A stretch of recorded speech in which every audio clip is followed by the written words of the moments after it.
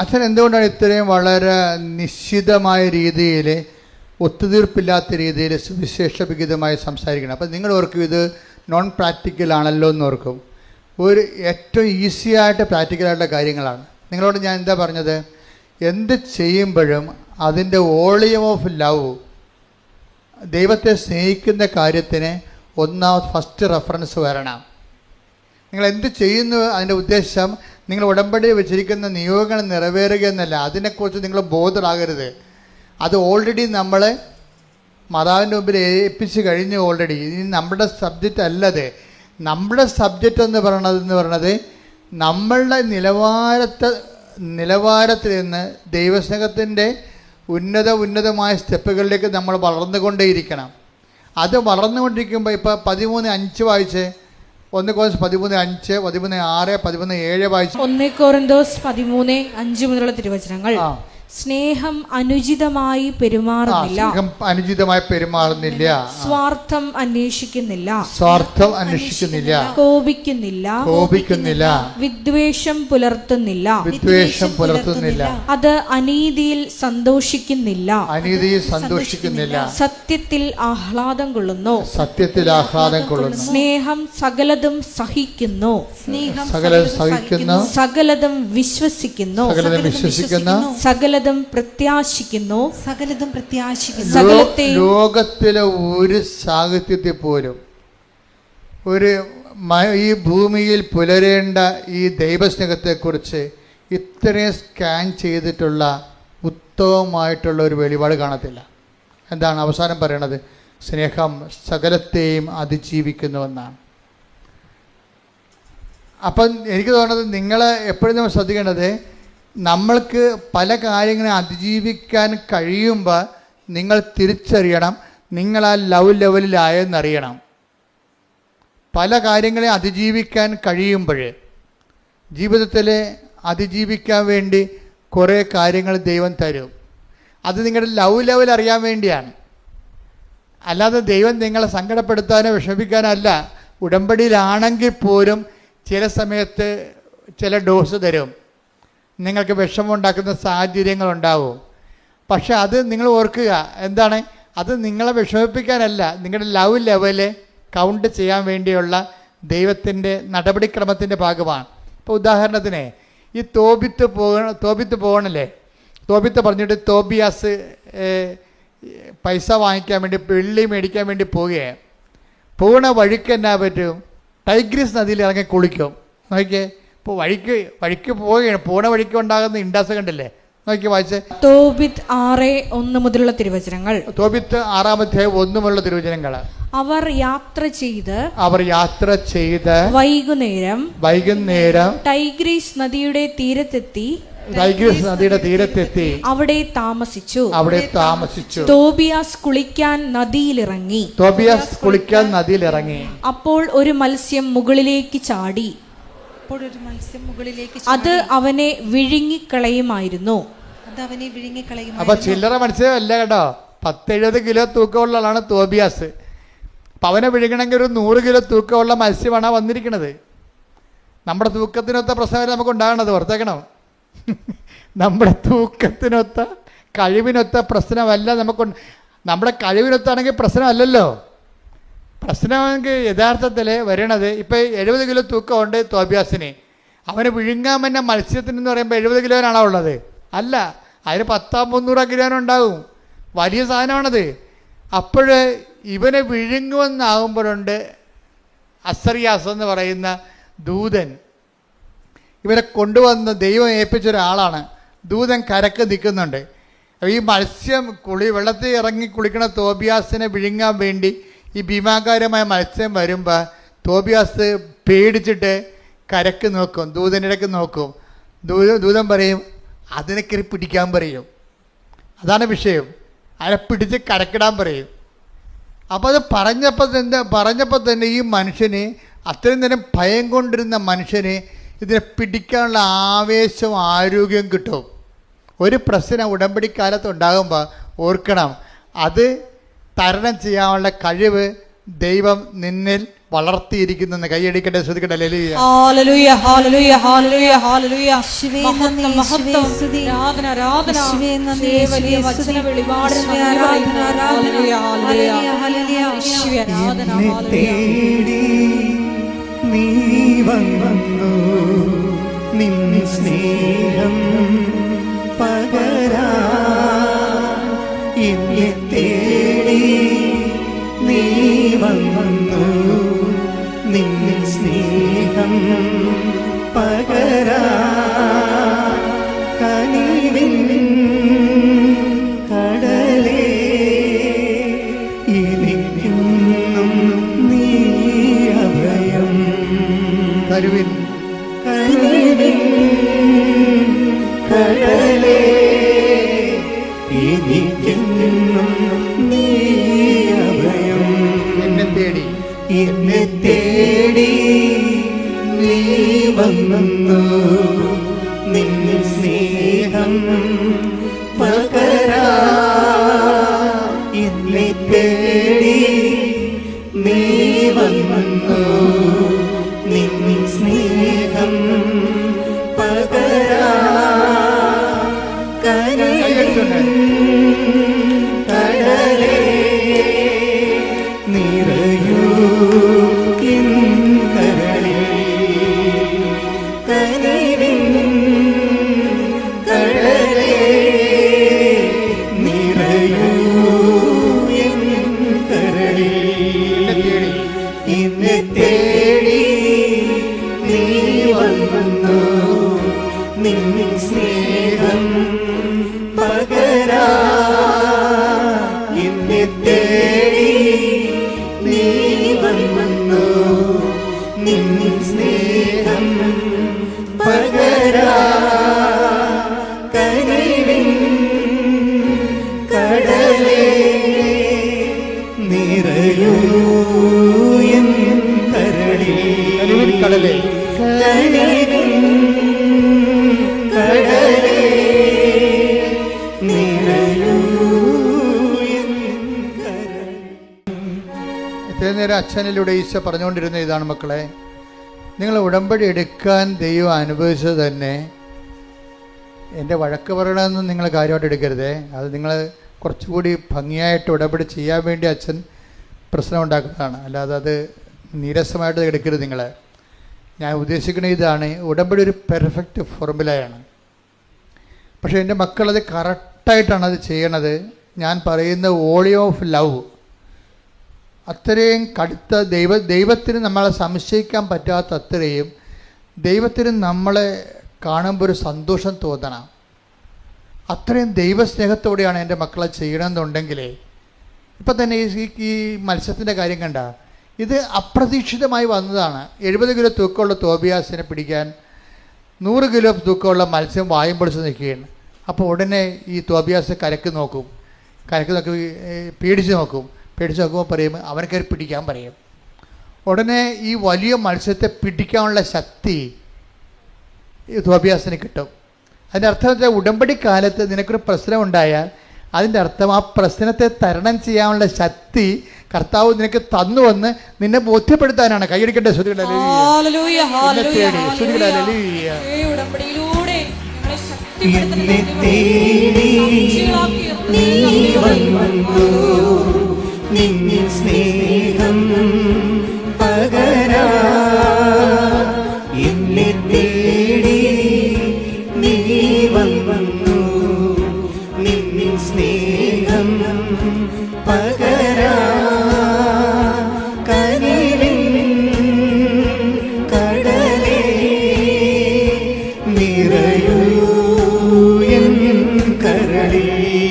കരുവിൻ കടലേ കനിവിൻ കടലേ നിറയൂ എൻ കരളിൽ. പരിശുദ്ധ പരമദിവ്യകാരുണ്യത്തിന് പരിശുദ്ധ പരമദിവ്യകാരുണ്യത്തിന് നേരവും ആരാധനയും സ്തുതിയും പുകഴ്ചയും ഉണ്ടായിരിക്കട്ടെ.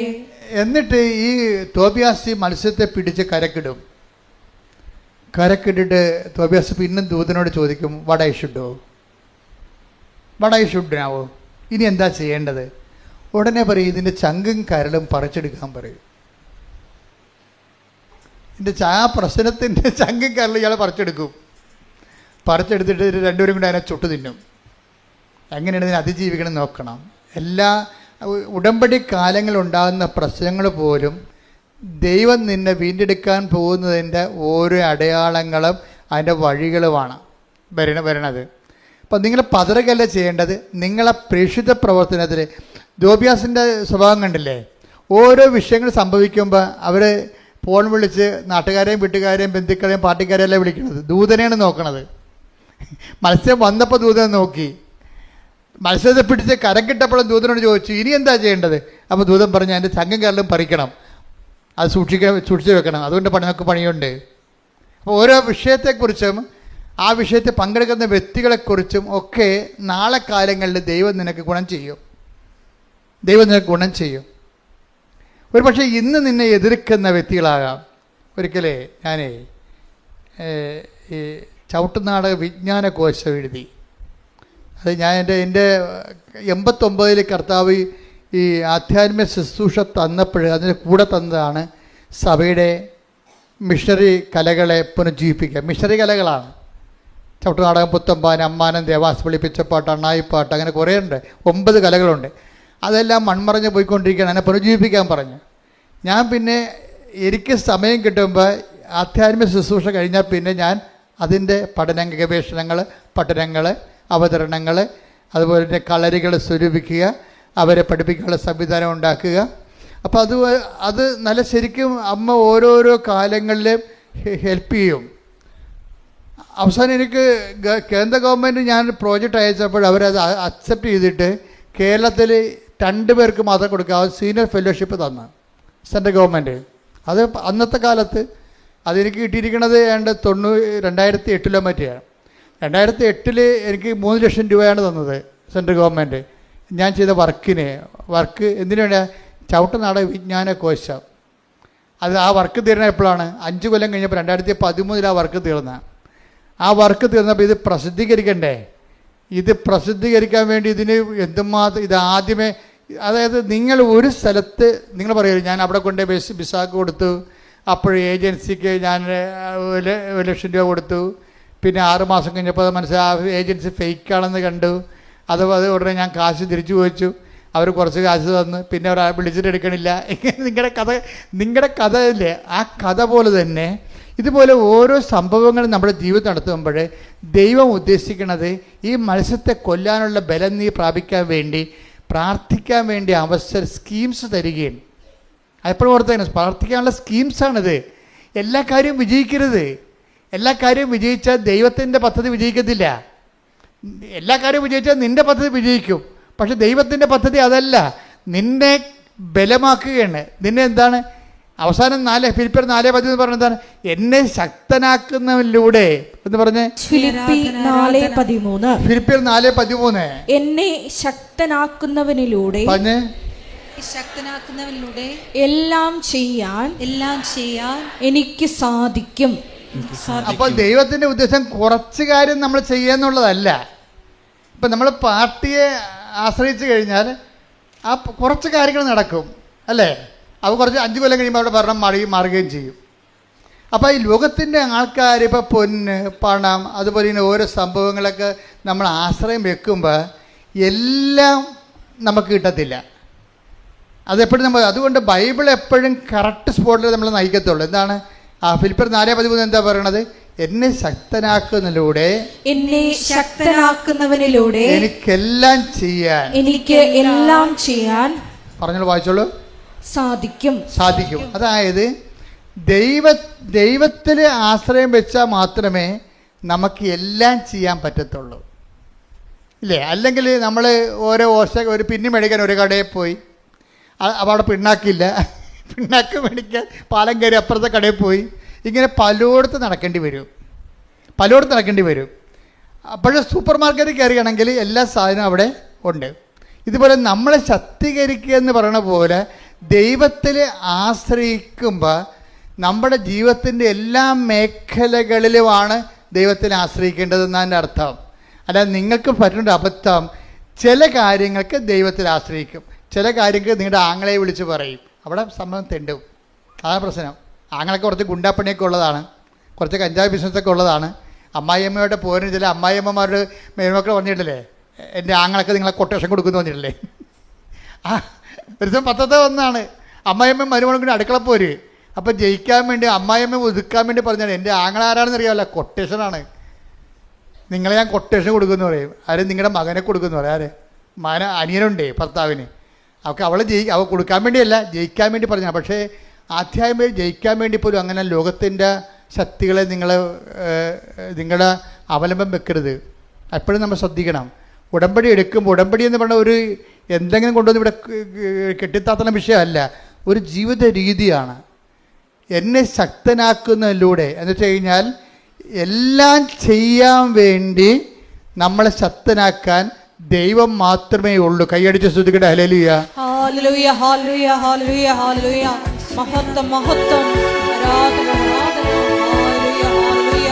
അസാധ്യമായി എനിക്കൊന്നുമില്ല, എന്നെ ശക്തനാക്കുന്നവൻ മുഖാന്തിരം. അസാധ്യമായി എനിക്കൊന്നുമില്ല, എന്നെ ശക്തനാക്കുന്നവൻ മുഖാന്തിരം. ബുദ്ധിക്കതീതമായ അത്ഭുതങ്ങളാൽ എൻ്റെ ദൈവം എന്നെ നടത്തുന്നു. ബുദ്ധിക്കതീതമായ അത്ഭുതങ്ങളാൽ എൻ്റെ ദൈവം എന്നെ നടത്തുന്നു. സാധ്യമേ, എല്ലാം സാധ്യമേ, എൻ്റെ യേശു കൂടെയുള്ളതാ. സാധ്യമേ, എല്ലാം സാധ്യമേ, എൻ്റെ യേശു കൂടെയുള്ളതാ. പരമദിവ്യകാരുണ്യത്തിന് ആരാധനയും സ്തുതിയും പുകഴ്ചയും ഉണ്ടായിരിക്കട്ടെ. അപ്പോൾ കാര്യം മനസ്സിലായില്ലേ? ഉടമ്പടി കാലത്ത് പ്രത്യേകിച്ച് ഉടമ്പടി ഒരു ജീവിത രീതിയാണ്. 90 ദിവസത്തേക്ക് വേണ്ടിയുള്ള എന്തെങ്കിലും ഒരു പ്രോഗ്രാമല്ല, ഒരു ഫങ്ഷൻ അല്ല, അതൊരു ജീവിത രീതിയാണ്. അപ്പോൾ അതുകൊണ്ട് ഒരു നിലപാടുണ്ട്. ആരാണ് എന്നെ ശക്തനാക്കുന്ന? ആരാണ്? ദൈവം. അതുകൊണ്ടാണ് ഈശോ പറഞ്ഞത് ഞങ്ങളെ പ്രലോഭനത്തിൽ ഉൾപ്പെടുത്തരുതേ. അപ്പം എന്ന് വെച്ച് കഴിഞ്ഞാൽ ഇതുപോലെയുള്ള ഒരു കാര്യത്തിന് വേണ്ടി, ഇപ്പം നിങ്ങളുടെ മതിലൊരുത്തം മതിൽ പൊളിച്ചു. ഇപ്പം ഇന്നലെ ഇപ്പം ഈ സിലുവിൻ്റെ സാക്ഷ്യത്തിലുണ്ടേ, സിലുവിൻ്റെ വീട്ടിൽ എല്ലാ ദിവസവും ഓരോ പാമ്പ് മാറി മാറി കയറണം. ഒരു പാമ്പ് അണലി ഒരു ദിവസം വന്നാൽ അടുത്ത ദിവസം മുറുക്കം വരും, പിന്നെ ചേനത്തണ്ടം വരും, ശംഖുവരയും വരും. ഇങ്ങനെ ഓരോ പാമ്പ് വരികയാണ്. മൊത്തം ഇതിനെ കൈകാര്യം ചെയ്യാൻ ഇവർക്ക് പറ്റണില്ല. ഇത് കൈകാര്യം ചെയ്യാൻ വേണ്ടി വേറെ ആരെയും വിളിച്ചു വരുത്തിയ ഏക്കത്തില്ല ഈ സാധനം. കാര്യം കോംപ്രമൈസ് ടോക്കിന് തയ്യാറല്ല ഈ മുറുക്കപ്പാമ്പൊക്കെ, ഒത്തുതീർപ്പിന് തയ്യാറല്ല. അവന്മാർ കയറി വേണമെങ്കിൽ നമ്മുടെ തലേൻ്റെ താഴെ ഇരിക്കും. അപ്പോൾ ഈ ലോകത്ത് കോംപ്രമൈസ് ടോക്കിന് തയ്യാറല്ലാത്ത ഒത്തിരിയേറെ ജീവികളും ഈ ജീവിത വിഷയങ്ങളും ഉണ്ട്. അതുകൊണ്ടാണ് എന്നെ ശക്തനാക്കുന്നതിലൂടെ എല്ലാം ചെയ്യാൻ പറ്റത്തില്ല. മനുഷ്യന്മാരിൽ ആശ്രയിക്കുമ്പോഴും മരുന്നിൽ ആശ്രയിക്കുമ്പോഴും എല്ലാം ചെയ്യാൻ പറ്റത്തില്ല. കിഡ്നിയുടെ മരുന്ന് കഴിക്കുന്നതിന് കരളരോഗം ഉണ്ടെങ്കിൽ അതിന് വേറെ മരുന്ന് കഴിക്കേണ്ടി വരും. ആ മരുന്ന് എല്ലാം ചെയ്യാൻ പറ്റത്തില്ല. ഇതാണ് എൻ്റെ അത് വരുന്ന വിഷയം വരണത്. അപ്പം അതുകൊണ്ട് തന്നെ എല്ലാം ഈ ദൈവത്തിന് ഒരു ഓപ്ഷൻ നമുക്കില്ല. നിങ്ങൾ ഉടമ്പടിക്കാലം ശ്രദ്ധിക്കുമ്പോൾ തന്നെ ഓർക്കുക, ഞാൻ ഉടമ്പടിയിലാണ്, അതുകൊണ്ട് എനിക്ക് ഇന്ന കാര്യങ്ങൾ നിലപാടുകൾ ദൈവവിഹിതമായ നിലപാട് എടുത്തത്. ദൈവത്തിന് 1-ാം സ്ഥാനം കൊടുക്കണം നിലപാട് എടുക്കാൻ പറ്റത്തുള്ളൂ. ഇനി ദൈവത്തിന് 1-ാം സ്ഥാനം കൊടുക്കാൻ പറ്റാത്ത രീതിയിൽ മനുഷ്യന് 1-ാം സ്ഥാനം കൊടുക്കണമെന്ന് നിലപാട് എടുക്കേണ്ട സാഹചര്യങ്ങൾ ഉണ്ടാകും. അതിനാണ് പ്രലോഭനമെന്ന് പറയണത്. മനസ്സിലായില്ലേ? അതിന് കർത്താവ് എൻ്റെ മരുന്നെന്താ പറഞ്ഞിരിക്കണത്? അത് ബ്ലോക്ക് ചെയ്ത് പ്രാർത്ഥിക്കാൻ പറഞ്ഞിരിക്കുകയും. കാര്യം നിങ്ങൾ അങ്ങനെ വന്നാൽ നിങ്ങൾ വീണ് പോകും.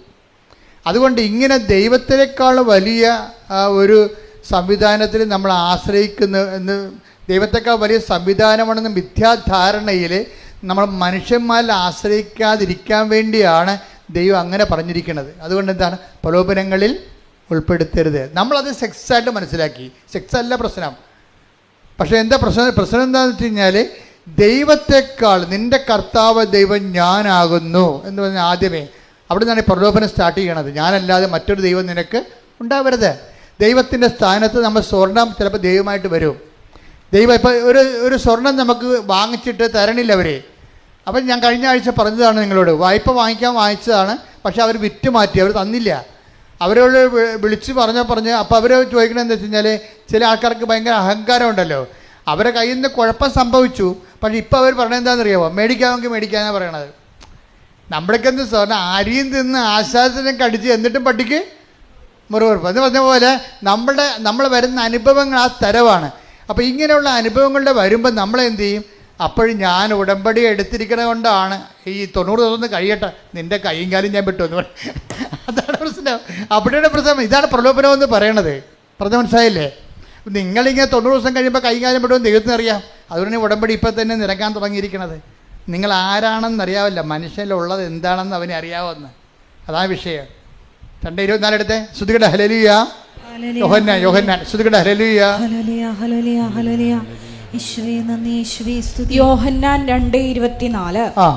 യേശുവാകട്ടെ അവരെ വിശ്വസിച്ചില്ല, കാരണം അവൻ അവരെയെല്ലാം അറിഞ്ഞിരുന്നു.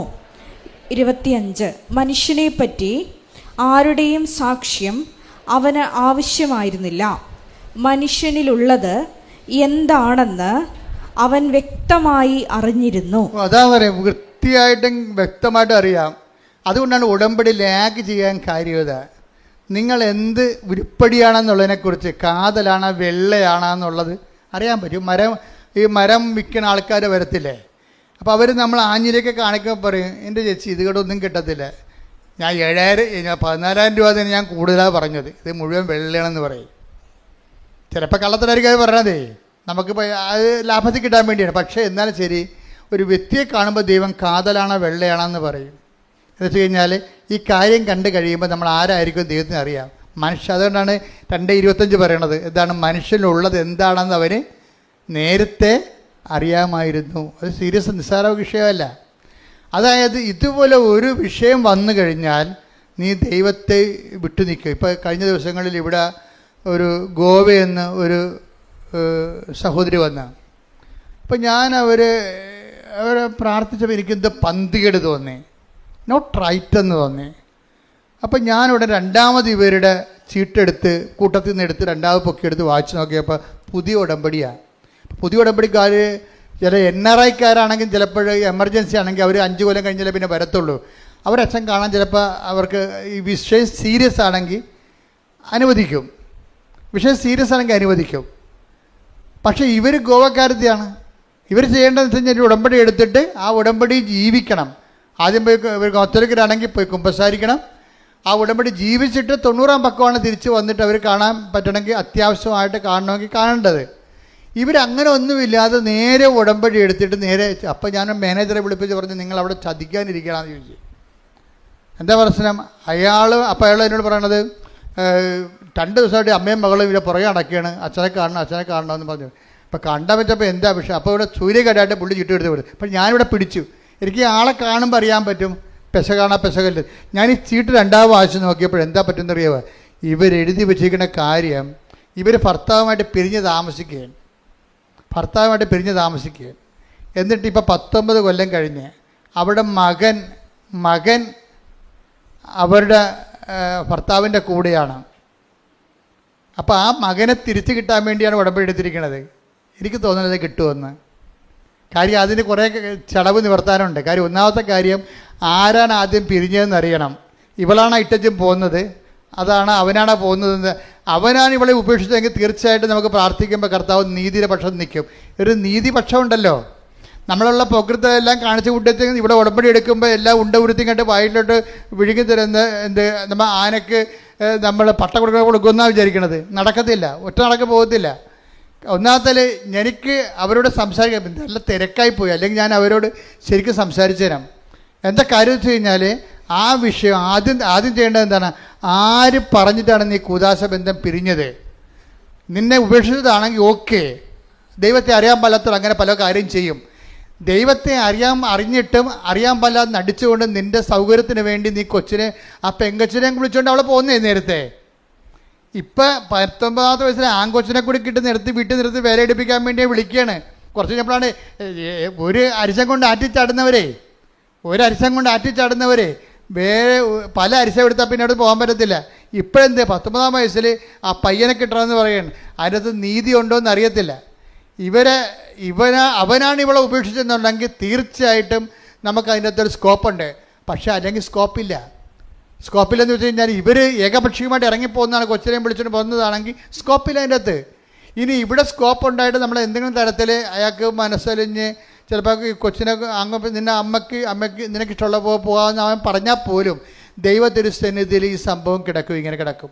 ദൈവത്തെപ്പോലും മാനിക്കാത്തവരാണ് ഞാൻ എപ്പോഴും നോക്കാറുണ്ട്, ഈ ഡൈവേഴ്സ് ചെയ്യുന്ന ആൾക്കാരിൽ ഒരു 50% ദൈവത്തെ മാനിക്കാത്തവരാണ്. ഇതൊരു വിവാദമാക്കേണ്ട കാര്യമില്ല. ഞാൻ 21 വർഷത്തോളം ഈ 89 മുതൽ 2000 ഇപ്പോഴുള്ള 25 വരെ 21 ലക്ഷത്തോളം മനുഷ്യരെ കൗൺസിൽ ചെയ്തിട്ടാണ് ഞാൻ പറയണത്. ഡൈവേഴ്സ് ചെയ്യാൻ ഉദ്ദേശിച്ചവരെ 50% ദൈവഭയം ഇല്ലാത്തവരാണ്. അവരുടെ അപ്പുറത്തെ കാര്യം നടന്നു പോരണം, അല്ലെങ്കിൽ അവരുടെ സൗകര്യം അനുസരിച്ച് കാര്യങ്ങൾ നടക്കണം. അതിനു വേണ്ടിയാണ്. ഒരിക്കൽ ദൈവത്തെ ഉപേക്ഷിച്ചവർ പിന്നെ എത്ര കടന്ന് മോങ്ങിയാലും ആ ദൈവം നിത്യതയെ പോലെ വരത്തില്ല, തിരിച്ചു വരത്തില്ല. പള്ളിയിൽ നിന്ന് ചിലപ്പോൾ എന്തെങ്കിലുമൊക്കെ പറഞ്ഞ് നിങ്ങൾക്ക് ചിലപ്പോൾ ഡിസ്പെൻസേഷനൊക്കെ വാങ്ങിച്ച് ചിലപ്പോൾ വേറെ കെട്ടാൻ പറ്റുമായിരിക്കും. പക്ഷേ ദൈവത്തിരുസന്നിധി ആ കണക്കെടുപ്പുണ്ട്. കാര്യം എന്താണ്? നീ അന്ന് അമ്മ പറഞ്ഞു, ഇന്നിപ്പോൾ അമ്മ ജീവിച്ചിരിപ്പില്ല, അത് നിന്നെ ചട്ടക്കയറ്റിയ ആൻറ്റിമാരിന്ന് ജീവിച്ചിരിപ്പില്ല, അതിലെല്ലാം ചത്ത് തവള ചാണ പോലെ ചത്ത് ജീവിതത്തിൽ ഒരു പൊടിയാട് കിടപ്പുണ്ട്. അവരെ നശിപ്പിച്ച ജീവിതമാണ് നിൻ്റെത്. അവർ പറഞ്ഞത് കേട്ടിട്ടുണ്ട്. ഇന്ന് നിങ്ങൾ ജീവിത പങ്കാളി പിരിയണമെന്നൊക്കെ പറഞ്ഞിട്ട് ജീവിത പങ്കാളിയുമായിട്ട് താമസിക്കാൻ തയ്യാറല്ല എന്ന് പറയുമ്പോൾ അതിനുവേണ്ടി നിങ്ങളെ സ്ക്രൂ ചെയ്യുന്നവർ ചിലപ്പോൾ അപ്പനായിരിക്കാം, ചിലപ്പോൾ അമ്മാവനായിരിക്കാം, ചിലപ്പോൾ അനിയത്തിയായിരിക്കാം, ആൻറ്റി ആയിരിക്കാം. ഇവന്മാരെല്ലാം ചത്ത് പാമ്പ് ചാകണ പോലെ ചത്ത് പൊടിയായിട്ടിരിക്കും. നിങ്ങൾക്കൊന്നും ചെയ്യാൻ പറ്റത്തില്ല. അവർ പറഞ്ഞ കേട്ടിട്ട് ഒരിക്കൽ ദൈവത്തെ ഉപേക്ഷിച്ചവരാണ്. ദൈവത്തെ നമ്മൾ ഒരിക്കൽ ഉപേക്ഷിച്ചതിന് ശേഷം നമ്മൾ ഒരിക്കൽ ആ ദൈവത്തെ തിരിച്ചു വിളിക്കാൻ പറഞ്ഞാൽ ദൈവം തിരിച്ചു വരത്തില്ല. ഭൂമിയിൽ എന്തെങ്കിലുമൊക്കെ അഡ്ജസ്റ്റ്മെൻറ്റ് നടക്കുമെന്നല്ലേ ഉള്ളൂ. നിത്യത. ഞാൻ മാതാവിനെ നേരെ ചൊവ്വേ കണ്ട ആളാണ്. ഞാൻ പറഞ്ഞ് നിങ്ങൾ ശ്രദ്ധിക്കണം. കാര്യം ദൈവത്തെക്കുറിച്ച് വ്യക്തമായ അഭിപ്രായമില്ലാത്തവർ, അടയാളമില്ലാത്തവർ, അനുഭവമില്ലാത്ത ആൾക്കാർ ഉണ്ടാക്കിയിട്ടുള്ള ആധ്യാത്മികതയിൽ ചിലപ്പോൾ ഇങ്ങനെ പലതരത്തിലുള്ള കോംപ്രമൈസും ഒത്തുതീർപ്പും ഉണ്ടാകും. പക്ഷെ ഒരു കാര്യം വ്യക്തമാണ്, കൃപാസനത്തിലാണ് ഉടമ്പടി ദൈവം തന്നിട്ടുണ്ടെങ്കിൽ ആ ഉടമ്പടിയിലൂടെ 10,000 ദൈവത്തെ അറിയുന്നുണ്ടെങ്കിൽ ദൈവം വസിക്കുന്ന ഇടത്ത് വന്ന് നിൽക്കുമ്പോൾ നിങ്ങൾ മാനസാന്തരപ്പെടാതെ നിങ്ങൾ ബാധ്യസ്ഥരാണ്. അല്ലെങ്കിൽ ഇത് നിങ്ങളുടെ അവസാനത്തെ ഓപ്ഷനാണ്, നിങ്ങൾ തിരിച്ചറിയണം. ശ്രുതികട്ടെ. ഹല്ലേലൂയ, ഹല്ലേലൂയ, ഹല്ലേലൂയ, ഹല്ലേലൂയ. ഞങ്ങളുടെ ജീവിതത്തിൽ പശ്ചാത്തപിക്കാനുള്ള, ദൈവത്തിലേക്ക് തിരിച്ചു വരാനുള്ള അവസരങ്ങൾ നഷ്ടപ്പെടുത്താതിരിക്കുവാനുള്ള വലിയ കൃപ ഞങ്ങൾക്ക് നൽകണമേ. ഹല്ലേലൂയ, ഹല്ലേലൂയ. മഹത്വം, മഹത്വം.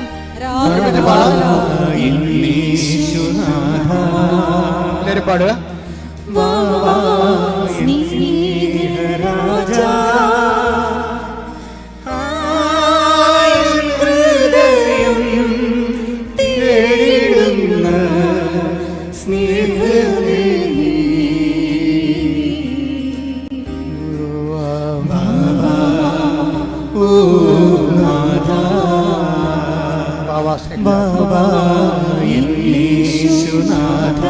ഒരുമിച്ച് പാടുക എല്ലാവരും.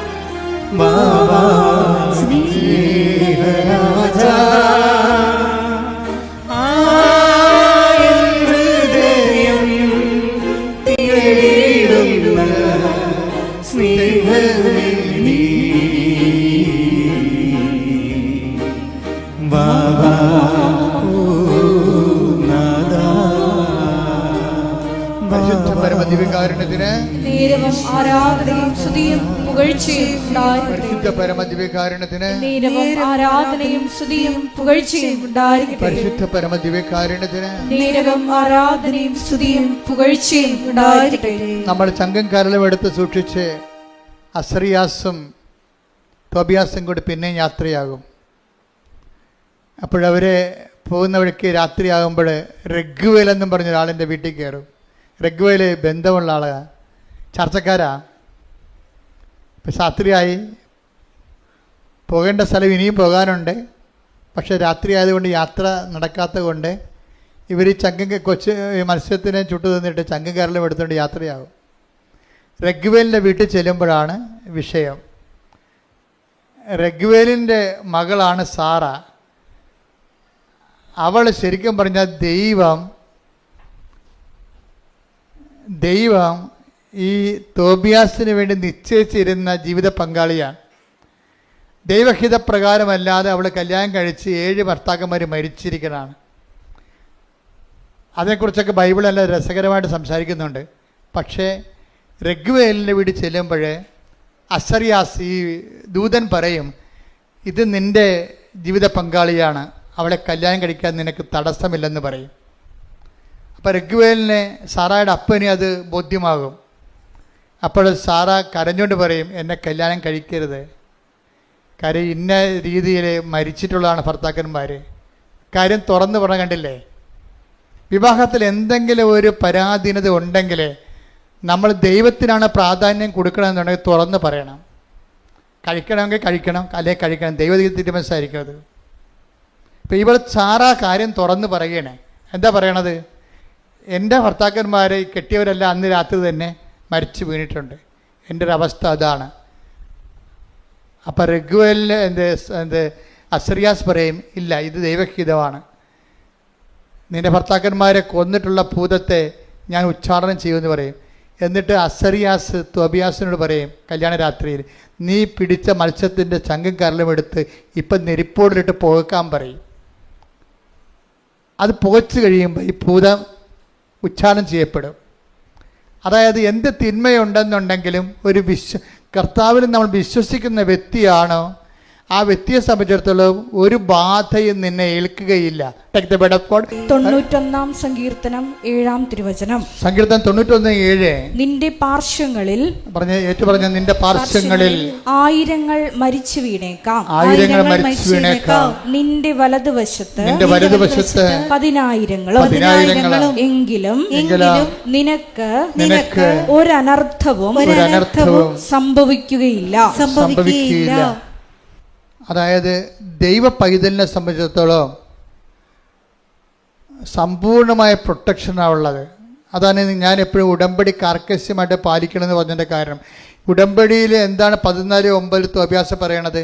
കർത്താവിൻ്റെ നിയമവും കർത്താവിൻ്റെ പ്രമാണങ്ങളും പ്രവാചക ഗ്രന്ഥങ്ങളും അനുസരിച്ച് ജീവിക്കുന്നൊരു ജീവിതം മത്സ്യം വിഴുങ്ങാൻ വന്നാലും, അതുപോലെ തന്നെ പിശാച് ഭർത്താക്കന്മാരെ കൊല്ലുന്ന സ്ത്രീയെ കല്യാണം കഴിച്ചാലും ദൈവത്തിൻ്റെ ഒരു സംരക്ഷണം ഉണ്ടാകും.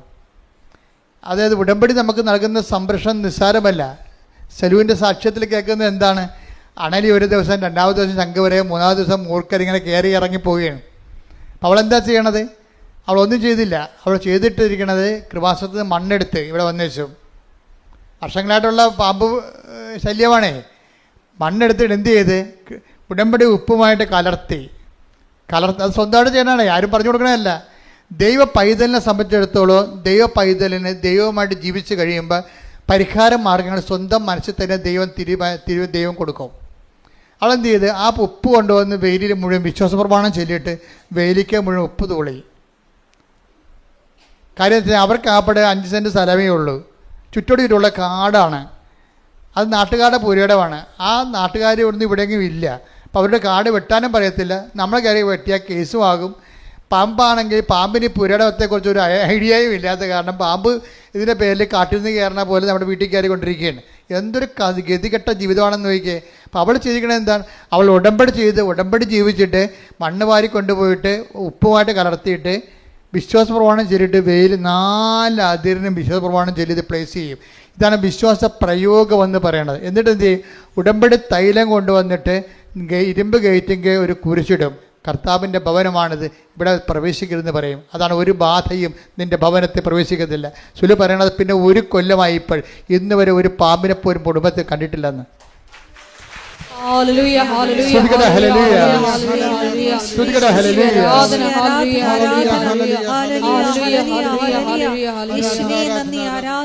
പരിശുദ്ധ പരമദിവ്യകാരുണ്യത്തിന് ആരാധനയും സ്തുതിയും പുകഴ്ചയും. അതായത് ഒരു വ്യക്തി വിശ്വാസത്തെ വളർന്നു കഴിയുമ്പോൾ ഇത്രയും നാൾ കൈകാര്യം ചെയ്യാൻ പാടില്ല വിഷയമൊക്കെ വെറുതെ പുഷ്പം പോലെ കൈകാര്യം ചെയ്യണം. അത് കാര്യം എന്താണ്? ഇവളിപ്പോൾ അതോറിറ്റിയായി, ഉടമ്പടിയുടെ ഒരു ഉടമസ്ഥതയായി. നമ്മൾ ഉണക്ക ഉടമ്പടിയെക്കുറിച്ചും അതുപോലെ തന്നെ ഫ്രഷ് ഉടമ്പടിയെക്കുറിച്ചൊക്കെ പറയുമ്പോഴും ഉടമ്പടിയുടെ ഒരു ഉടമസ്ഥൻ ഉടമ്പടിയുടെ ഒരു ഉടമസ്ഥ എന്ന് പറയുന്നത് ഒരു സ്റ്റാറ്റസാണ്, ശരിക്കും പറഞ്ഞാൽ ഒരു പദവിയാണ്. എന്താണ് നിൻ്റെ പദവി എന്ന് ചോദിച്ചാൽ ദൈവതിരുസേനെ പറയണം, ഞാൻ ഉടമ്പടിയുടെ ഉടമസ്ഥയാണെന്ന് പറയണം. എന്താ കാര്യം? ഉടമ്പടിയിലൂടെയാണ് ഞാൻ ജീവിക്കണത്. എൻ്റെ ജീവിതത്തെ ഞാൻ സ്നേഹിക്കുന്നതിന് വേണ്ടി ദൈവം തന്നിട്ടുള്ള തെറ്റാത്ത ദൈവികമായ സ്വർഗീയ പദ്ധതിയാണ് ഉടമ്പടി. അതനുസരിച്ചാണ് ഞാൻ എൻ്റെ ജീവിതം ക്രമീകരിക്കുന്നത്. എൻ്റെ നിലപാടുകൾ, എൻ്റെ സ്വഭാവങ്ങൾ, എൻ്റെ പെരുമാറ്റങ്ങൾ എല്ലാം ഉടമ്പടി പ്രകാരമാണ്. അങ്ങനെ ഉടമ്പടി പ്രകാരമായിട്ട് തന്നെയാണ് നീ ജീവിക്കണമെന്നുണ്ടെങ്കിൽ നീ ആരായി മാറും? ഉടമ്പടിയുടെ ഉടമസ്ഥൻ അല്ലെങ്കിൽ ഉടമസ്ഥ. പ്രാർത്ഥിക്കുക, കർത്താവായ ദൈവമേ, കർത്താവായ ദൈവമേ, ഉടമ്പടി എടുക്കുന്ന ഞങ്ങള് ഉടമ്പടി ജീവിതത്തിന്റെ ഉടമസ്ഥരാകാൻ അഭിഷേകം ചെയ്യണമേ. ശ്രദ്ധിക്കട്ടെ.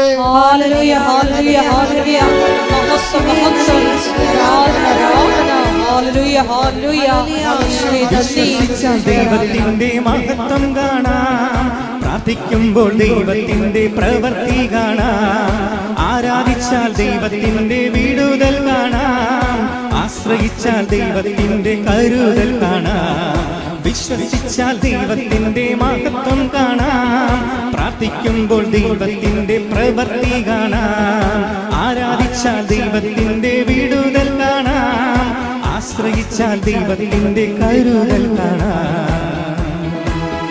പരിശുദ്ധ പരമദിവ്യകാരണത്തിന് നേരവും ആരാധനയും സ്തുതിയും പുകഴ്ചയും ഉണ്ടായിരിക്കട്ടെ. ഇനി ഇവിടെയും കല്യാണം കഴിച്ചിട്ടാണ് ഇനി തോബിയാസ് യാത്ര ചെയ്യണത്. ആ പണവും വാങ്ങിച്ച് യാത്ര ചെയ്യും.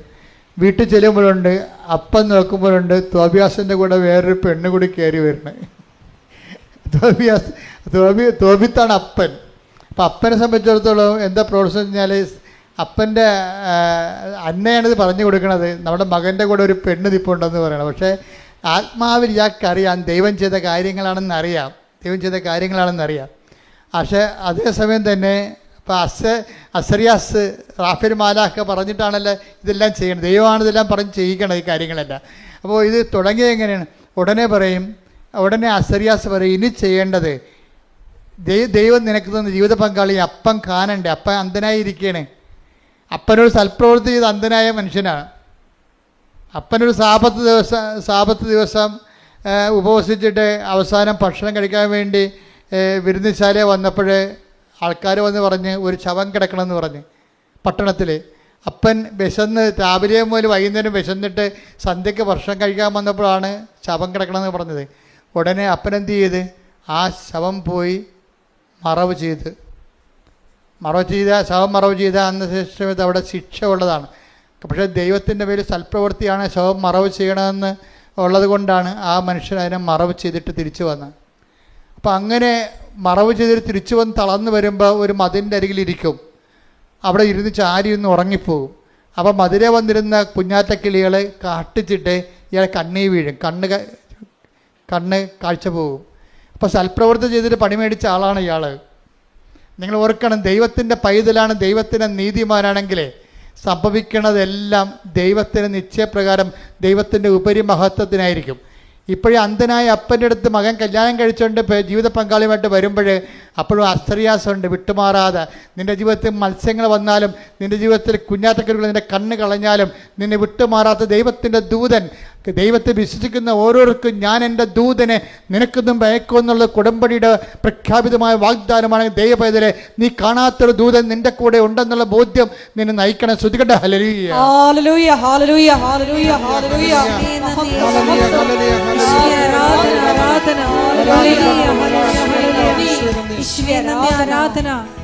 ദൈവത്താൽ അസാധ്യമായതൊന്നുമില്ലല്ലോ, കർത്താവിനു കഴിയാത്ത കാര്യമില്ലല്ലോ.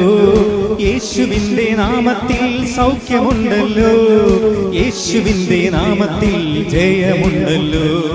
വിശ്വസിച്ചാൽ ദൈവത്തിന്റെ മഹത്വം കാണാം, പ്രാർത്ഥിക്കുമ്പോൾ ദൈവത്തിന്റെ പ്രവൃത്തി കാണാം, ആരാധിച്ചാൽ ദൈവത്തിന്റെ വിടുതൽ കാണാം, ആശ്രയിച്ചാൽ ദൈവത്തിന്റെ കരുതൽ കാണാം, വിശ്വസിച്ചാൽ ദൈവത്തിന്റെ മഹത്വം കാണാം, പ്രാർത്ഥിക്കുമ്പോൾ ദൈവത്തിന്റെ പ്രവൃത്തി കാണാം, ആരാധിച്ചാൽ ദൈവത്തിന്റെ വിടുതൽ കാണാം, ആശ്രയിച്ചാൽ ദൈവത്തിന്റെ കരുതൽ കാണാം.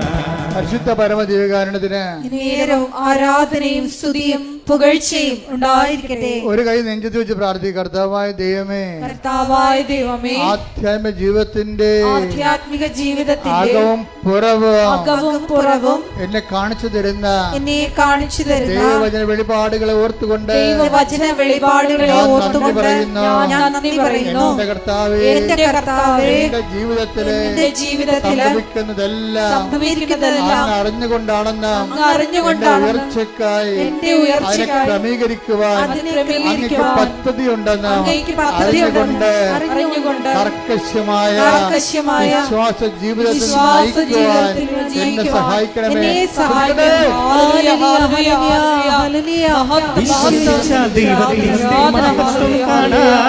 പ്രാർത്ഥിക്കുമ്പോൾ ദൈവത്തിന്റെ പ്രവൃത്തി കാണാം, ആരാധിച്ചാൽ ദൈവത്തിന്റെ വിടുതൽ കാണാം, ആശ്രയിച്ചാൽ ദൈവത്തിന്റെ കരുതൽ കാണാം, വിശ്വസിച്ചാൽ ദൈവത്തിന്റെ മഹത്വം കാണാം. പ്രാർത്ഥിക്കുമ്പോൾ ദൈവത്തിന്റെ പ്രവൃത്തി കാണാം, ആരാധിച്ചാൽ ദൈവത്തിന്റെ വിടുതൽ കാണാം, ആശ്രയിച്ചാൽ ദൈവത്തിന്റെ കരുതൽ കാണാം. പരിശുദ്ധ പരമദിവ്യകാരുണ്യത്തിന് നേരവും ആരാധനയും സ്തുതിയും പുകഴ്ചയും ഉണ്ടായിരിക്കട്ടെ. ഇപ്പോഴും അവിടെ കയ്യിൽ ആ ദ്വൈവ്യാസന്റെ കയ്യിൽ ആ കയ്പ ഇരിപ്പുണ്ട്. കട്ടൻ കയ്പയും. കയ്പ എന്ന് പറയുന്നത് എന്താണ്? കട്ടില്ലേ, കട്ടിനാണ് നമ്മൾ കട്ടെന്ന് പറയത്തില്ല, അതിനാണ് കയ്പ എന്ന് ബൈബിൾ എഴുതി വെച്ചിരിക്കുന്നത്. അപ്പോൾ ഈ മീനിൻ്റെ എന്താ എടുത്തുകൊണ്ട് പോകുന്നത് അവർ? ആ കരളും കയ്പ എടുത്തുകൊണ്ട് പോകുന്നത്, ചങ്ക എടുത്തുകൊണ്ട് പോകുന്നത്. അപ്പോൾ ഇപ്പോൾ എന്നാ പറഞ്ഞത്? ഇപ്പം അസറിയാസത്തിൽ കൊണ്ടുകൂടാ, ഓരോ സമയത്തും ദൂതൻ കൂടെ ഉണ്ടാവും. ഇവർ ദൂതൻ എന്താ വിട്ടു പോകാത്തത്? ഇവരുടെ ജീവിതത്തിൻ്റെ നിലപാട് കൊണ്ടാണ് ദൂതൻ വിട്ടു പോകാത്തത്. ദൂതൻ ഇപ്പോഴും ഉണ്ട്. ആ യാത്ര പൂർത്തിയാക്കുകയാണ്, ശുഭമാക്കുക എന്നുള്ള ഈ ദിവസങ്ങളൊക്കെ കർത്താവ് പറയുന്ന വാക്കുകളല്ലേ. ഇവിടെ യാത്ര ശുഭം കണ്ട, അതായത് ഇപ്പോഴും അസറിയാസ് പറയും, ഇനി നീ അന്ധനായ അപ്പൻ്റെ കണ്ണിലേക്ക് ആ കയ്പ പിഴിഞ്ഞൊഴിക്കാൻ പറയും. 11:7-8 റഫായേൽ പറഞ്ഞു, തോബിയാസ് നിന്റെ പിതാവിന് കാഴ്ച ലഭിക്കുമെന്ന് എനിക്കറിയാം. കയ്പ അവന്റെ കണ്ണുകളിൽ പുരട്ടണം. ചൊറിച്ചിൽ അനുഭവപ്പെടുമ്പോൾ അവൻ കണ്ണു തിരുമും. അപ്പോൾ വെളുത്ത പാടകൾ പൊഴിഞ്ഞു വീഴുകയും അവൻ നിന്നെ കാണുകയും ചെയ്യും. അതായത് തോബിയാസിന്റെ അപ്പനാണ് തോബിത്ത്. അന്ധനായിരുന്നു. ആ കുരുവെന്ന് കാട്ടിച്ച് കണ്ണുപോയതാണ്. ആ കണ്ണ് തിരികെ എടുക്കാൻ വേണ്ടിയാണ് മീനിനെ കൊണ്ടുവന്നിരിക്കുന്നത്. കണ്ടില്ലേ? ആദ്യം പക്ഷെ മീൻ വിഴുങ്ങാൻ വന്ന പോലെയാണ് നമുക്ക് തോന്നിയത്. പക്ഷെ വിഴുങ്ങാൻ വന്നതുകൊണ്ട് നമ്മൾ അറ്റാക്ക് ചെയ്ത് അതിനെ പിടിച്ചെടുക്കാൻ വേണ്ടി ദൈവത്തിൻ്റെ പദ്ധതിയാണ്. അതായത് ഇവർ ഉടമ്പടി, അപ്പനും മകനും ഉടമ്പടി ജീവിക്കുന്നവരാണ്. അപ്പനും മകനും ഉടമ്പടി കർക്കശമായിട്ട് തെറ്റാത്ത രീതിയിൽ ഉടമ്പടി ജീവിക്കുന്നവരാണ്. അതുകൊണ്ട് അവരുടെ ജീവിതത്തിൽ സംഭവിക്കുന്ന ഓരോ വിഷയങ്ങൾക്കും ദൈവത്തിൻ്റെ നിശ്ചയങ്ങളുണ്ട്, ദൈവത്തിൻ്റെ നിയോഗങ്ങളുണ്ട്. അതെല്ലാം അവസാനം ശുഭമായി. ഇപ്പം നമ്മളെ ഈ എഫേസ്യൻസ് വായിക്കത്തില്ലേ? എന്താണ് 3:20 വായിച്ചേ? നമ്മിൽ പ്രവർത്തിക്കുന്ന ശക്തിയാൽ. ഒന്ന് പറഞ്ഞേ. നമ്മിൽ പ്രവർത്തിക്കുന്ന ശക്തിയാൽ നാം ചോദിക്കുന്നതിലും ആഗ്രഹിക്കുന്നതിലും വളരെ കൂടുതൽ ചെയ്തു തരാൻ കഴിയുന്ന അവിടുത്തേക്ക് സഭയിലും യേശുക്രിസ്തുവിലും തലമുറകളോളം എന്നേക്കും മഹത്വമുണ്ടാകട്ടെ. ആമേൻ. പക്ഷെ പോയതെന്തിനാണ്? കടം മേടിക്കാൻ തിരിച്ചു, ആ വെള്ളി ഏൽപ്പിച്ച് തിരിച്ചു വാങ്ങിക്കാൻ പോയതാണ്. എന്തെല്ലാം കിട്ടിയെന്ന് നോക്കിയാൽ എൻ്റെ ഇടയ്ക്ക് എന്തെല്ലാമാണ് കിട്ടിയിരിക്കുന്നത് നോക്കിയേ. അതായത് തോബിയാസിന് ജീവിത പങ്കാളിയെ കിട്ടി, അതേസമയം തന്നെ അപ്പൻ്റെ കണ്ണ് തെളിഞ്ഞു. ഇതെല്ലാം ഇടയ്ക്ക് സംഭവിക്കുന്ന വിഷയങ്ങളിലൂടെയാണ്. അതുകൊണ്ട് തന്നെയാണ് ഉടമ്പടിയുടെ കാർക്കശ്യങ്ങളിൽ ഒത്തുതീർപ്പില്ലാതെ നിങ്ങൾ എന്ത് ഉടമ്പടി ചെയ്യുമ്പോഴും അത് എപ്പോഴും ശ്രദ്ധിക്കേണ്ട കാര്യമാണ്. എന്താണ്? കർത്താവ് ചോദിക്കുന്ന ഒരേ ഒരു ചോദ്യമുണ്ട്. എന്താണ്? ഇവരെക്കാൾ അധികമായി എന്തിനാണ് നിങ്ങൾ ഉടമ്പടി എടുത്തിരിക്കണം ചോദിച്ചു കഴിഞ്ഞാൽ ഒറ്റ ഉത്തരവേ ഉള്ളൂ. Take the bed of God. ശ്രുതികട ഹല്ലേലൂയ, ഹല്ലേലൂയ, ഹല്ലേലൂയ.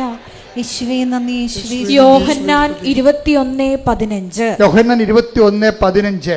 അവരുടെ പ്രാതൽ കഴിഞ്ഞപ്പോൾ അവരുടെ പ്രാതൽ കഴിഞ്ഞപ്പോൾ യേശു ശിമയോൻ പത്രോസിനോട് ചോദിച്ചു, ശിമയോൻ പത്രോസിനോട് ചോദിച്ചു, യോഹന്നാന്റെ പുത്രനായ ശിമയോനെ, നീ ഇവരെക്കാൾ അധികമായി എന്നെ സ്നേഹിക്കുന്നുവോ? അപ്പൊ ഇവരെക്കാൾ അധികം എന്ന് പറയുമ്പോൾ വ്യക്തികൾ അവിടെ കാണുന്നത്. അതിൻ്റെ തന്നെ വേറെ ഒരു വശമാണ് ഇതിനേക്കാൾ അധികമായി. ഇവരെക്കാൾ അധികം എന്ന് പറയുന്ന പോലെ തന്നെയാണ് പ്രധാനപ്പെട്ട കാര്യം എന്താണ്? ഇതിനേക്കാൾ അധികമായി. ഇവരെന്ന് പറയുമ്പോൾ പേഴ്സണാണ് അവിടെ വരുന്നത്. നമ്മുടെ ജീവിതാനുഭവം നമ്മൾ സ്കാൻ ചെയ്യുമ്പോൾ നമുക്ക് മനസ്സിലാക്കേണ്ടത് നമ്മുടെ ജീവിതത്തിൽ പ്രശ്നമുണ്ടാക്കുന്നത് വ്യക്തികൾ മാത്രമല്ല. ഇപ്പം നിങ്ങൾക്കൊരു രോഗമുണ്ട്, അതിൽ നിങ്ങളത് ഡെസ്പാണ് ശരിക്കും. അപ്പോൾ കർത്താവ് നിങ്ങളോട് ചോദിക്കും, നിങ്ങൾ ഉടമ്പടിയിൽ വെച്ചിരിക്കുന്ന വിഷയം അതല്ലേ? അതിനേക്കാൾ അധികമായി നീ ക്രിസ്തുവിനെ സ്നേഹിക്കുന്നുണ്ടോ? അതാണ് ചോദ്യം. മനസ്സിലായില്ലേ? ഇപ്പം നീ ഒരു ചിട്ടി വീഴാൻ വേണ്ടി ഉടമ്പടി ഇട്ട്, ചില ആൾക്കാർ ചിട്ടി വീഴുന്നുണ്ട്, നല്ല കാര്യം. അത് നിങ്ങൾ പറയണ പോലെ ഒന്നുമല്ല, അത് ശരിക്കും കറക്റ്റായിട്ട് ഇപ്പോൾ ഒത്തിരി സാക്ഷ്യം റെക്കോർഡ് ചെയ്യുന്നുണ്ട്.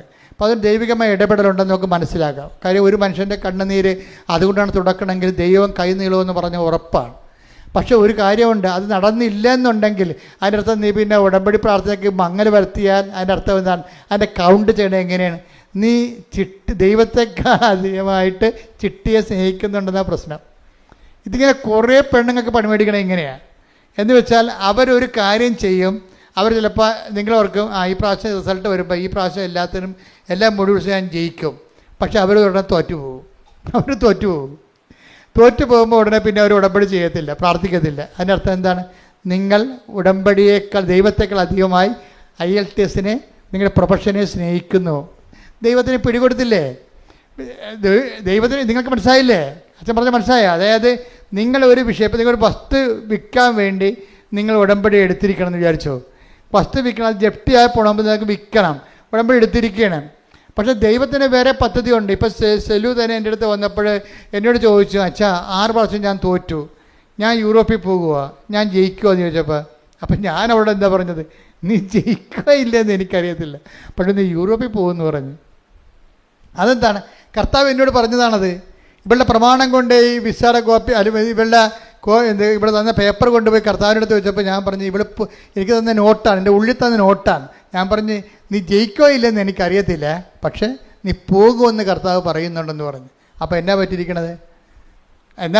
അവളെ തിരിച്ച് അവളുടെ ഏജൻസി തന്നെ, ഏജൻസിക്ക് അവർ 4 ലക്ഷം രൂപ കൊടുത്തായിരുന്നു നേരത്തെ. എന്നിട്ടാണ് ഇവൾ തോറ്റിരിക്കണത്. ഇപ്പോൾ എന്നാ പറ്റിക്കഴിഞ്ഞാൽ ഇവിടെ അത് ഫോർവേഡായി പോയി. ഇതിൻ്റെ ഓണർ അവളെ തിരിച്ച് വിളിക്കും. ഈ അയർലൻഡിൽ നിന്ന് ഓണർ തന്നെ വിളിക്കും, ചോദിക്കും നിങ്ങൾ എത്ര രൂപയാണ് ഏജൻസിക്ക് കൊടുത്തതെന്ന് പറയും. അപ്പോൾ ഓണർ പറയും, അത് ഓണറിനോട് ഇവൾ പറയും അത് പറയാൻ പറ്റത്തില്ല, കോൺഫിഡൻഷ്യലാണ് എന്ന് പറയും. അപ്പോൾ ഓണർ പറയും, നിങ്ങളെ വേണമെങ്കിൽ എനിക്ക് നിങ്ങൾ 5 പൈസ വാങ്ങിക്കാതെ ഇവിടെ കൊണ്ടുവരാൻ പറ്റും. ഇന്ത്യയിൽ നിന്ന് വരുന്ന ആൾക്കാരിൽ നിന്ന് ഒത്തിരി പൈസ വാങ്ങിക്കുന്നുണ്ട് ഞാൻ അറിഞ്ഞിട്ടുണ്ട്. അതുകൊണ്ടാണ് അത്രയും പൈസയുടെ ആവശ്യമില്ല ശരിക്കും പറഞ്ഞാൽ. അപ്പോൾ അതുകൊണ്ട് നിങ്ങൾ സത്യം പറയാൻ പറയും. ഉടനെ അവർ പറയും, ഞാൻ 15 ലക്ഷം ഏജൻസിക്ക് കൊടുത്തു, 5 ലക്ഷം പ്രോസസ്സിങ് ചാർജ് 20 ലക്ഷം എന്ന് പറയും. ഉടനെ ഓണർ പറയും, എൻ്റെ ഫേമിലാണ് നിങ്ങൾ വർക്ക് ചെയ്യണത്, 5 പൈസ അടക്കണ്ട, നിങ്ങൾക്ക് വിസ ഫ്രീ ആയിട്ട് തരാമെന്ന് പറയും. നോക്കിയേ, വിഷയം കണ്ടില്ല? ഒരു IELTS ഇല്ല, പരീക്ഷയില്ല, ഒന്നുമില്ല, പൈസ ഇല്ല. അമ്മ റിക്രൂട്ട് ചെയ്യുമ്പോഴുണ്ടല്ല, ഡയറക്റ്റ് റിക്രൂട്ട്മെൻറ്റാണ്.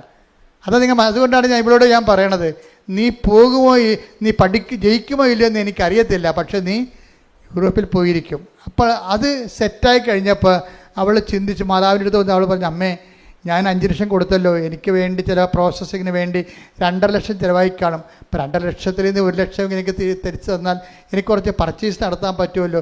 നമുക്ക് മനസ്സിൽ വരുന്ന കാര്യം വന്നതുപോലെ അങ്ങ് പറയണം. അവളോട് ഉടനെ പഴയ ഏജൻസി 5 ലക്ഷം മേടിച്ച ഏജൻസിയോട് പറയും, എനിക്കിങ്ങനെ അവിടുന്ന് ഫ്രീ വിസ തന്നു, ഞാൻ പോവുകയാണ്, എനിക്ക് എൻ്റെ പൈസ അത്രയും ചിലവായില്ലെങ്കിൽ 1 ലക്ഷം രൂപ എനിക്ക് തരാമെന്ന് ചോദിക്കും, തിരിച്ചു തരാമെന്ന് ചോദിക്കും.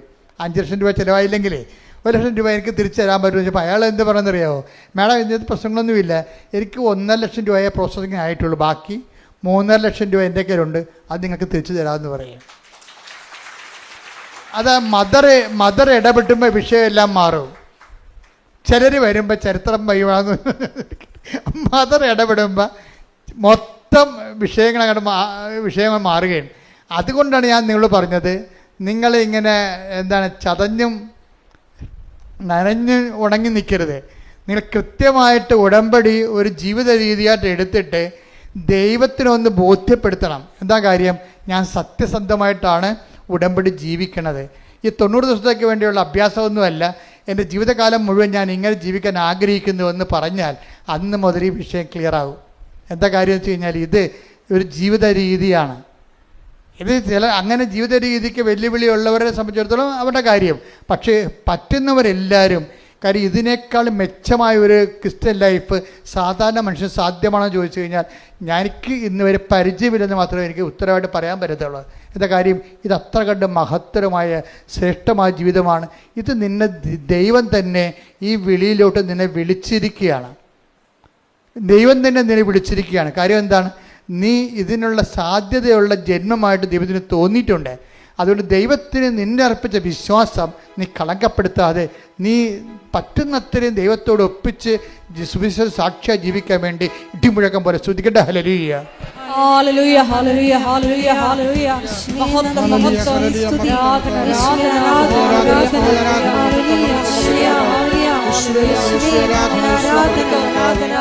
വന്ദനം വരും നാളു വരുന്നു, നിന്ദനത്തിൽ നീ ഇന്നു സന്തോഷിക്കുവിൻ.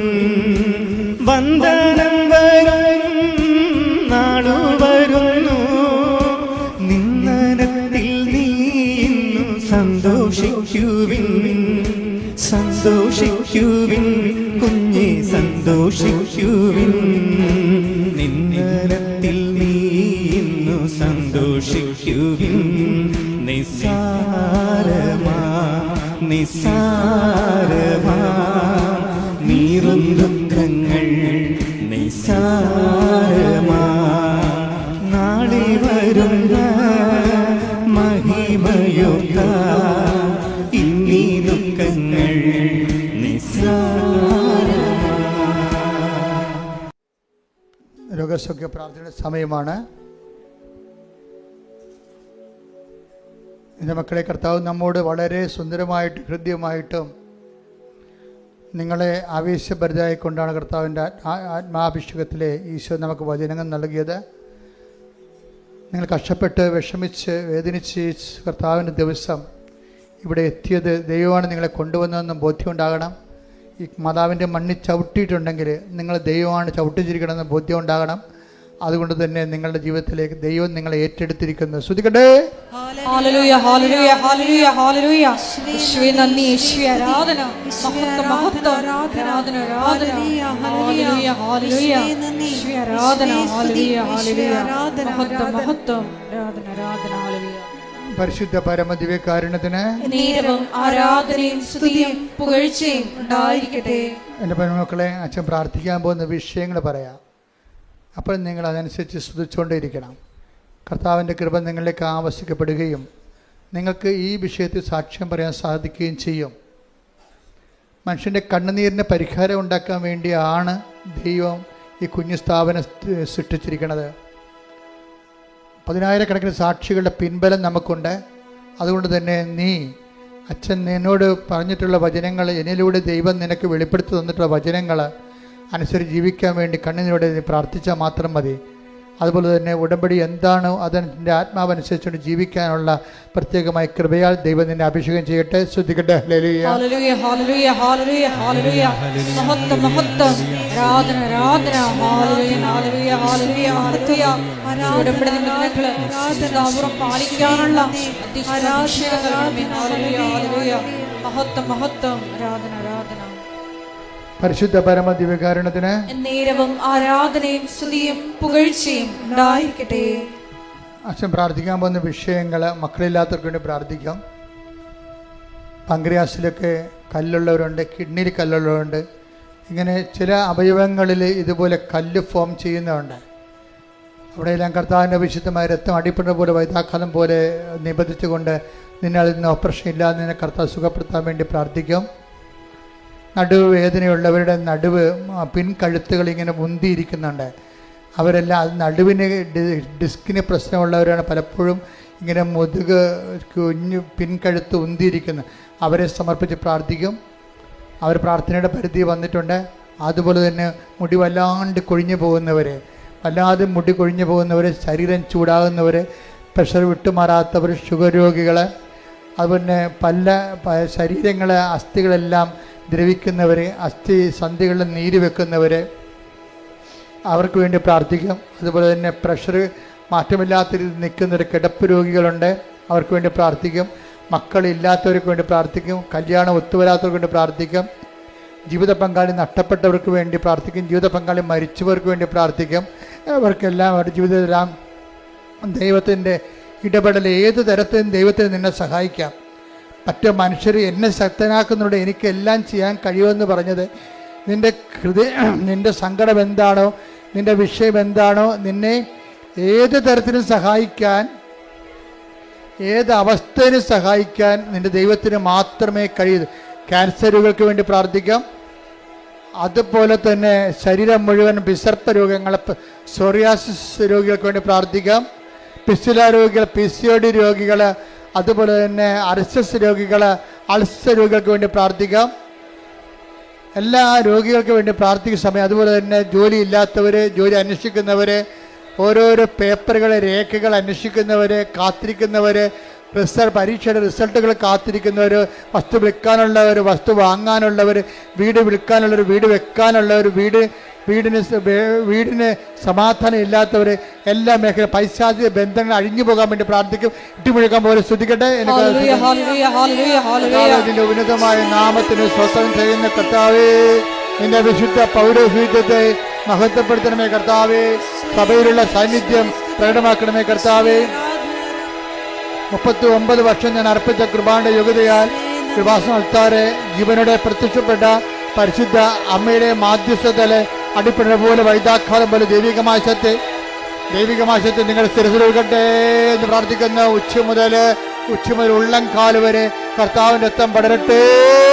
ഈശോയിന് ശ്രദ്ധയുടെ ഈശോ കുഞ്ഞു കമ്പോളങ്ങൾ നടത്തുന്നവര്, കടകൾ നടത്തുന്നവര്, വ്യാപാരങ്ങൾ നടത്തുന്നവര്, വരുമാനമായി നിന്നുപോയവര്, സാമ്പത്തികമായി ഞെരുക്കമുള്ളവര്, കുഞ്ഞുങ്ങളെ ഓർത്ത് വിഷമിക്കുന്നവര്, ലഹരി ഓർത്ത് അടിപ്പെട്ടു പോയവര്, ഇങ്ങനെ ഓരോരോ കുടുംബങ്ങളിൽ പിരിഞ്ഞു പോയവര്, പിരിഞ്ഞു പോയി കേസിലായിരിക്കുന്നവര്, പോസ്കോ കേസ് അകപ്പെട്ടു പോയവര്, ഓരോ വിഷയങ്ങൾക്ക് വേണ്ടി പ്രാർത്ഥിക്കുന്ന കർത്താവേ, ഉന്നതമായ നാമത്തില്, സഭയുടെ അധികാരത്തില്, കുരിശിന്റെ അടയാളത്തില്, ദൈവത്തിന്റെ ശക്തിയാൽ രേഖകൾ ഒപ്പിടാനുള്ളവര്, പ്രമാണം നടക്കാനുള്ളവര്, കേസുകൾ പറഞ്ഞു തീർക്കാനുള്ളവര്, കാണാതെ പോയ വ്യക്തികളെ, കാണാതെ പോയ വസ്തുക്കളെ, കാണാതെ പോയ ജീവിതത്തിന്റെ അവസ്ഥകള്, സസ്പെൻഷനിലായിരിക്കുന്നവര്, കേസ് നടക്കുന്നവര്, ജോലി നഷ്ടപ്പെട്ടവര്, ജോലി ഇല്ലാതെ വീട്ടിൽ നിൽക്കുന്നവര്, എന്റെ കർത്താവിന്റെ ഉന്നതമായ നാമത്തില്, സഭയുടെ അധികാരത്തില്, കുരിശിന്റെ അടയാളത്തില്, ദൈവശക്തിയാൽ മാർഗ തടസ്സങ്ങള്,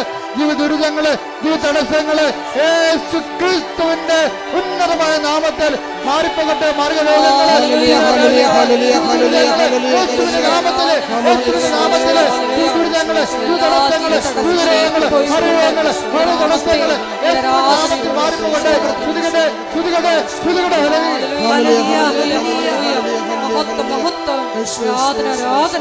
ദൈവപിതാവേ നന്ദി, ദൈവപിതാവേ മഹത്വം, ദൈവപിതാവേ ആരാധന. നീ വന്നു ശാന്തികൂ,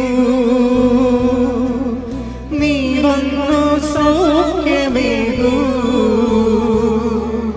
നീ വന്നു ജീവനേകൂ, ഞങ്ങളിൽ വാസമാകൂ.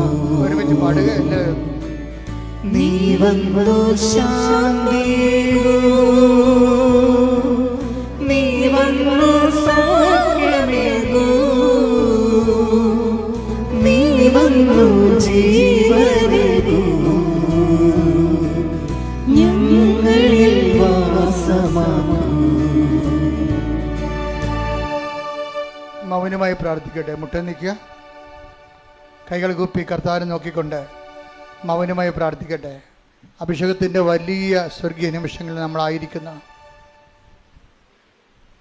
ജോലിയില്ലാത്തവർക്ക് വേണ്ടി പ്രാർത്ഥിക്കട്ടെ. കടകമ്പോളങ്ങൾ, ചെറിയ വ്യാപാരങ്ങൾ, വ്യവസായങ്ങൾ, വരുമാന മാർഗം നഷ്ടപ്പെട്ടവരുണ്ട്, വരുമാന മാർഗം കെട്ടുപോയവരുണ്ട്. അവർക്ക് വേണ്ടി അച്ഛൻ പ്രാർത്ഥിച്ചുകൊണ്ടിരിക്കുന്ന സമയമാണ്.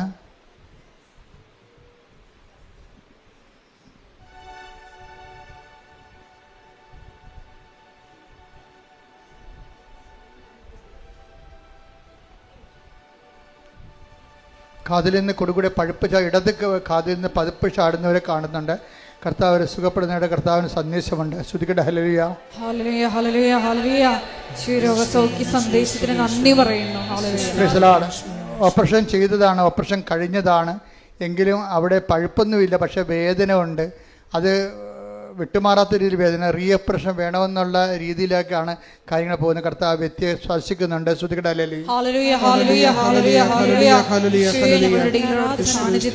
ശത്രുത കനപ്പിച്ച് ഇപ്പോഴും കൊണ്ട് നടക്കുന്നുണ്ട്. ശത്രുത കനപ്പിച്ച് കൊണ്ടുനടക്കുന്നുണ്ട്. അവരെ ഏണിയും പാമ്പും കളി പോലെയാണ്. 99 ചെന്നിട്ട് നേരെ വിഴുങ്ങി പാമ്പ് 2 കൊണ്ട് മഞ്ചരിക്കണം. കൃപയുടെ ജീവിതം 0-2 കിടക്കുകയാണ്. അതുകൊണ്ട് തന്നെ ജീവിതം മാറാതെ ഒരു മാർഗ്ഗവുമില്ല. ക്ഷമയുടെയും ദയയുടെയും നന്മയുടെയും വിശ്വസ്തയുടെയും ആത്മസംയമനത്തിൻ്റെയും സർവ്വപരി സുവിശേഷത്തിൻ്റെ ശക്തമായ വരങ്ങളാൽ അഭിഷേകം ചെയ്യാൻ വേണ്ടി ഇടിമുഴക്കം പോലെ സ്തുതിക്കട്ടെ.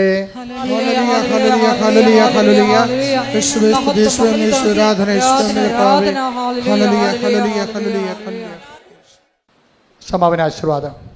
ഒരിക്കൽ കൂടി മരിയൻ ഉടമ്പടിയിൽ സമർപ്പിച്ചിരിക്കുന്ന എല്ലാ വിഷയങ്ങളും ദേവമാതാവിൻ്റെ മധ്യസ്ഥയിൽ ദിവ്യകാരുണ്യ സന്നിധിയിൽ നമുക്ക് സമർപ്പിച്ച് പ്രാർത്ഥിക്കാം. എഫേസ്യൻസ് 3:20 തിരുവചനത്തിലൂടെ നമുക്ക് പ്രാർത്ഥിക്കാം. നമ്മിൽ പ്രവർത്തിക്കുന്ന ശക്തിയാൽ നാം ചോദിക്കുന്നതിലും ആഗ്രഹിക്കുന്നതിലും കൂടുതൽ ചെയ്തു തരാൻ കഴിയുന്ന അവിടത്തേക്ക് സഭയിൽ എന്നേക്കും മഹത്വമുണ്ടായിരിക്കട്ടെ. ഈശോയെ, ഇന്നത്തെ ഉടമ്പടി ആരാധനയിലൂടെ നീ ഞങ്ങളോട് സംസാരിക്കുകയായിരുന്നു. നമ്മളെ വിഴുങ്ങാൻ വരുന്ന പ്രശ്നങ്ങളെല്ലാം ദൈവത്തിൻ്റെ ശക്തി അധികമായി നമ്മിൽ പ്രവർത്തിച്ച് വൻ കാര്യങ്ങൾ നമ്മിൽ ചെയ്യാനുള്ള ദൈവത്തിൻ്റെ പദ്ധതികളാണെന്ന് നീ വെളിപ്പെടുത്തി തരികയായിരുന്നു.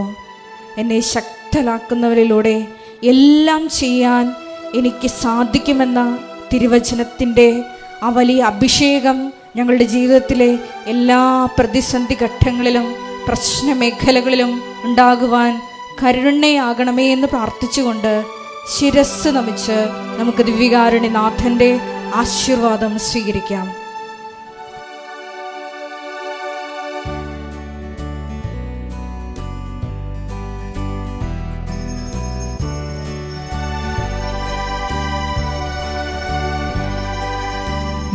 വന്നു ശാന്തിയേകൂ,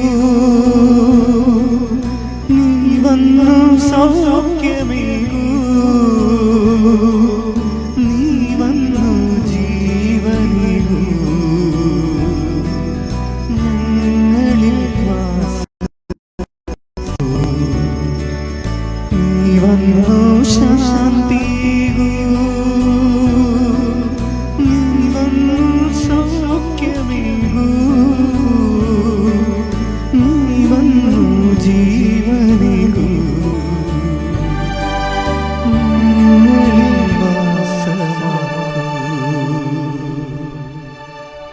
പരിശുദ്ധ പരമ ദിവ്യകാരുണ്യത്തിന്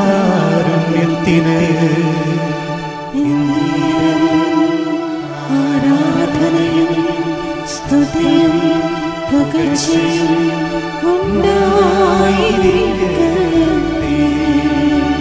പരിശുദ്ധ പരമ ദിവ്യകാരുണ്യത്തിന്